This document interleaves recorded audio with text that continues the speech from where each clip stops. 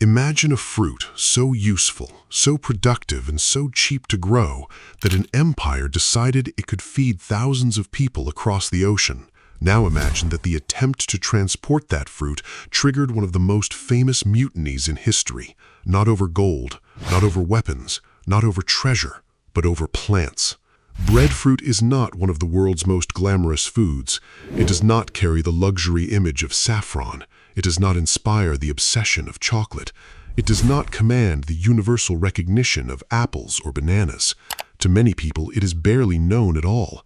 And yet, in the late 18th century, this strange tropical fruit became tied to empire, slavery, survival, exploration, and rebellion. Its story crosses the Pacific, enters the brutal machinery of plantation economics, and explodes aboard a British ship called the Bounty. But to understand why anyone would risk so much for breadfruit, we need to begin far from Britain, far from the Caribbean, and far from the naval mutiny that made the fruit famous.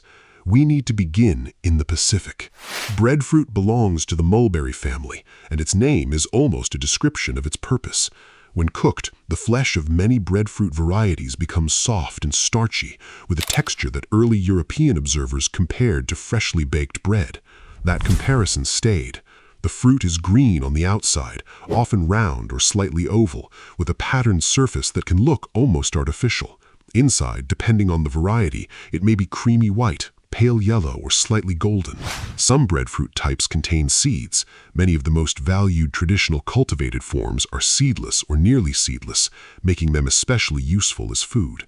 It grows on large, productive tropical trees with deeply lobed leaves, and those trees can produce a remarkable quantity of food. That mattered, because in many Pacific societies, breadfruit was not a novelty. It was not a curiosity. It was not some mysterious island fruit waiting to be discovered by Europe. It was already part of life. Long before British sailors arrived, Pacific Islanders had developed sophisticated systems of cultivating, selecting, storing, and using breadfruit. In places such as Tahiti and across other parts of Oceania, breadfruit was one of the crops that helped sustain entire communities. It could be roasted, baked, boiled, mashed, fermented, sometimes eaten fresh when ripe, sometimes cooked at an earlier stage like a vegetable. In some places, surplus breadfruit was preserved in pits, fermented into paste, and stored as a reserve food supply. That meant breadfruit was more than fruit. It was security. A well-established breadfruit tree could provide large amounts of food with less annual replanting than many field crops. In tropical island environments, that made it incredibly valuable. Europe, however, knew nothing of this for most of its history. Ancient Greece did not build meals around breadfruit. Romans never carried it through their markets. Medieval Europe never planted orchards of it. Breadfruit belonged to a different world, and that world only began to enter the European imagination in the late 18th century. In the late 18th century, British expeditions sailed deeper into the Pacific, mapping islands, observing local societies, and collecting plants that might prove useful to imperial ambitions. One of the most important figures in this process was Sir Joseph Banks. Banks had traveled with Captain James Cook on the Endeavour during Cook's first Great Pacific Voyage. Banks was not simply a traveler.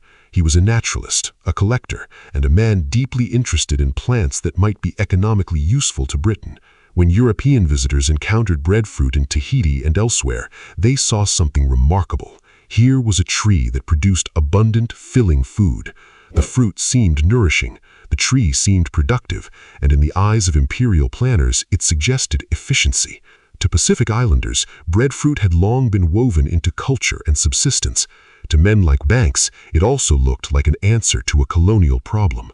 That problem was labor cost. By the late 18th century, British plantation colonies in the Caribbean depended on enslaved labor. Enslaved Africans were forced to work on sugar plantations under horrific conditions.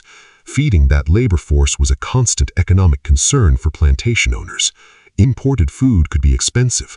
Local provisioning systems were unstable. Anything that could provide cheap calories attracted attention. Breadfruit seemed perfect. It grew on trees, it produced large harvests, and it did not require the same labor pattern that annual grain crops. And according to reports from the Pacific, it was widely eaten and abundant. So a brutal idea took shape. If breadfruit could be transported from the Pacific to the Caribbean, it might become cheap food for enslaved people on British plantations. That is the part of the story that can never be ignored. Breadfruit did not become famous in British imperial planning because the empire admired Pacific agriculture. It became famous because colonial administrators believed it could help sustain slavery at lower cost. An empire looked at a staple crop from Oceania and asked how it could serve plantation economics. Joseph Banks became one of the strongest advocates of the plan. He pushed for an expedition to collect breadfruit plants from Tahiti and transport them to the West Indies. Eventually, the British government agreed. The ship chosen for the mission was not a mighty warship. It was a small vessel purchased and refitted for the task. Its original name had been Bethia. The Royal Navy renamed it His Majesty's Armed Vessel, Bounty. Its commander was Lieutenant William Bligh. Bligh is one of history's most interesting contradictions. He was a highly skilled navigator and seaman. He had previously sailed with Cook. He was intelligent, capable, and experienced. But he could also be difficult, sharp-tempered, and deeply demanding. The Bounty left England in 1787 on what was supposed to be a practical botanical mission, but almost from the start, the voyage became complicated. The original route would have taken the ship around Cape Horn into the Pacific, but severe weather and dangerous seas forced Bligh to abandon that attempt. Instead, the Bounty sailed the long way around the Cape of Good Hope and across the Indian Ocean. This meant delay, months of delay. Eventually, the ship reached Tahiti in 1788, and that was where the mission changed. On paper, Tahiti was a stop for collecting breadfruit plants. In reality, it became an extended stay in what many sailors viewed as paradise.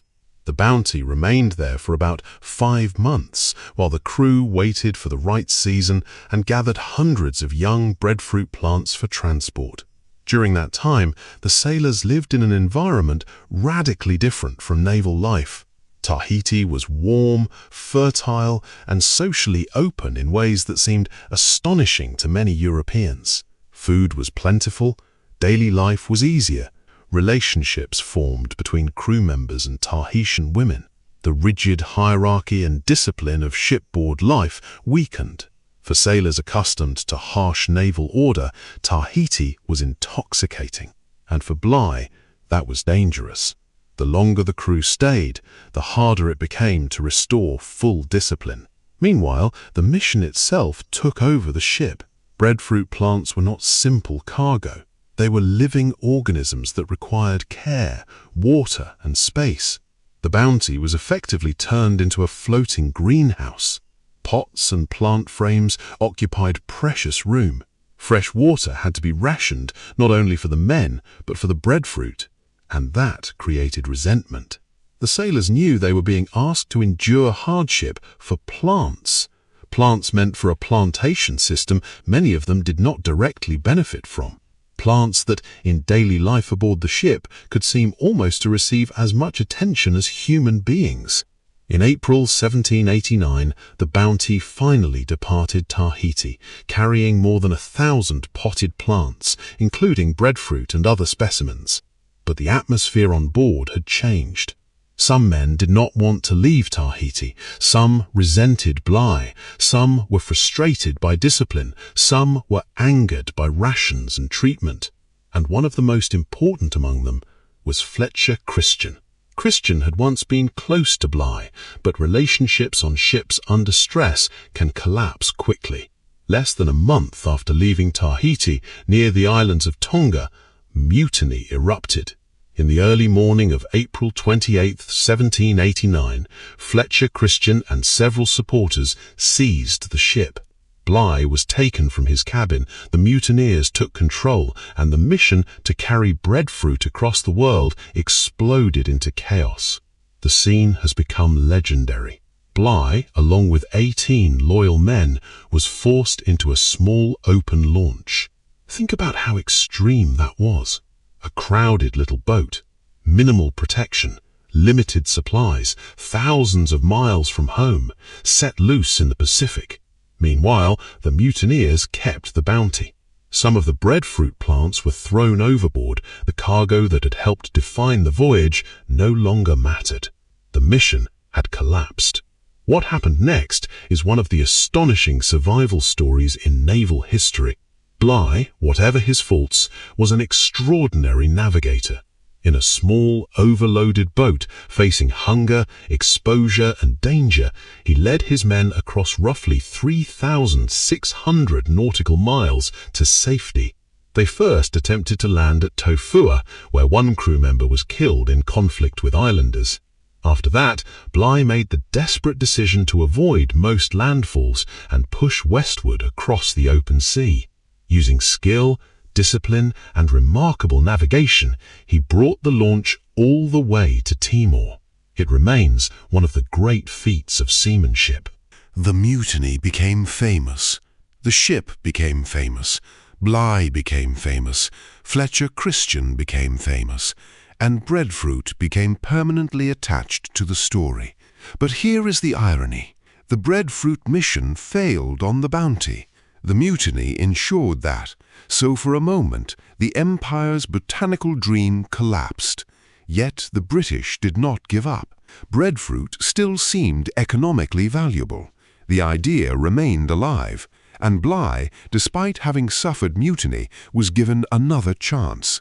In 1791, he commanded a second breadfruit expedition, this time aboard the Providence, with an accompanying vessel, the Assistant. This time the mission succeeded. Bligh returned to Tahiti, collected breadfruit plants again, and transported them to the Caribbean. By 1793, breadfruit had reached places such as St. Vincent and Jamaica. The imperial botanical transfer was complete. From the perspective of British colonial planners, the project had finally worked. A Pacific staple had been moved to the Atlantic plantation world. But success in transportation did not automatically mean success in acceptance, and this is another crucial part of the story. Breadfruit arrived in the Caribbean as a crop chosen largely by imperial authorities, not by the people expected to eat it. Enslaved people did not ask for breadfruit. Plantation planners selected it for them. Reports from the time suggest that acceptance was not immediate. People do not instantly adopt unfamiliar foods simply because colonial administrators think they should. Taste, preparation methods, tradition, and social context all matter. Breadfruit had to be learned. It had to be cooked in useful ways. It had to become part of actual food culture, not just economic planning. Over time, however, breadfruit did establish itself in the Caribbean. It was roasted, boiled, fried, later incorporated into a range of local cuisines. In Jamaica and other islands, it eventually became a familiar and respected food rather than merely an imperial experiment. That transformation matters, because once breadfruit entered Caribbean life, it no longer belonged only to the logic of empire. It became part of regional cuisine. It moved from botanical policy into kitchens and communities. The fruit that had been transported to support slavery outlived the political system that brought it there. And in that sense, breadfruit escaped the narrow purpose assigned to it by empire. Its story is also a reminder that plants rarely stay trapped within the intentions of those who move them. Humans relocate crops for one reason. History gives them another. Meanwhile, in the Pacific, breadfruit remained what it had long been, a food with deep local meaning. European fame did not invent breadfruit's importance, it only redirected attention towards it. In many Pacific societies, breadfruit was embedded in systems of agriculture, land use, seasonality, and identity long before Britain's imperial interest. The West tells the breadfruit story through the Bounty because mutiny is dramatic, and it is dramatic. But the mutiny can overshadow the older, deeper truth. Breadfruit became famous to Europe only because Pacific Islanders had already made it valuable. They had selected forms of it, cultivated it, cooked it, stored it, and built food systems around it. The empire did not discover value in an empty landscape. It observed value created by others. There is another reason breadfruit deserves more attention today. Modern agriculture is full of concern about resilience, climate change, food insecurity, sustainable crops, perennial systems, nutritional diversity. And breadfruit speaks to many of those concerns. It is highly productive in suitable tropical environments. It provides carbohydrates from a tree crop rather than an annual grain. It can fit into agroforestry systems. It has drawn renewed interest from researchers and development programs looking for climate-resilient food options in tropical regions. In other words, breadfruit is no longer only a historical curiosity or a mutiny footnote. It may also be part of future conversations about food security. That gives its story a strange shape. First, it was a Pacific staple. Then it became an imperial project. Then a symbol of one of the most famous mutinies in history. Then a Caribbean food. And now, in some circles, it is discussed as a crop for the future. Few fruits move through history in that way. And few fruits are so badly misunderstood. Because for many people, breadfruit exists only as a weird name, a tropical oddity, maybe something mentioned in an old ship's story, maybe a food they have never tasted. But once you understand the full history, the name becomes much heavier. Breadfruit was caught in the machinery of colonialism. It was tied to slavery. It traveled with empire. It helped trigger rebellion. It survived the collapse of the mission meant to transport it. And it eventually rooted itself far from its original cultural world. The mutiny on the Bounty has been retold in books, paintings, and films for generations. Often the focus falls on personalities. Was Bligh a tyrant? Was Christian a romantic rebel? Was Tahiti temptation? Was the mutiny inevitable? Those questions are dramatic, and they matter. But in the background of all those retellings sits the fruit itself, a humble, starchy, green fruit from the Pacific. Without breadfruit, the Bounty probably never sails on that mission. Without the mission, the particular tensions of Tahiti, plant transport and return voyage do not unfold in the same way. Without breadfruit, one of history's most famous mutinies may never happen as we know it. And that is what makes the story so powerful. History is not always moved by kings, battles, and grand ideologies alone. Sometimes it turns because of food, because of crops, because someone in power sees calories, labor, and profit in a plant, because a tree that feeds island communities becomes valuable to an empire, because a ship designed to move living plants becomes the stage for human revolt. In the end, breadfruit is a perfect subject for food history because it reveals so many layers at once. It shows how food can be nourishment and strategy, culture and commerce, local tradition and global empire. It shows that moving a crop is never just agriculture. It is politics, power, labor, environment, and human desire. Today, a breadfruit tree may seem peaceful. Its huge leaves cast shade. Its heavy fruits hang quietly. Nothing about it looks violent. Nothing about it suggests mutiny. Nothing about it suggests the Atlantic slave economy. And yet, those histories cling to it. The fruit did not ask to become famous. The Pacific communities that cultivated it did not create it for British plantations. The sailors on the Bounty did not imagine they were entering one of the most legendary stories in naval history. But history does not ask permission. A useful crop became an imperial solution. An imperial solution became a voyage. The voyage became a rebellion. And the rebellion turned breadfruit into the fruit the world could no longer ignore. So, the next time you hear the words Mutiny on the Bounty, remember that hidden behind the famous ship, the desperate launch and the clash between Bligh and Christian was a botanical mission, a mission shaped by slavery, a mission built around a tropical staple, a mission to move breadfruit across the world. And that may be the strangest part of all, one of the greatest survival stories in naval history and one of the most famous mutinies ever recorded. Both grew from the journey of a fruit. If this story changed the way you look at breadfruit, subscribe to Food Through Time for more hidden histories behind the foods that shaped the world. And tell us in the comments, was breadfruit more important as a Pacific staple or as the fruit that changed naval history?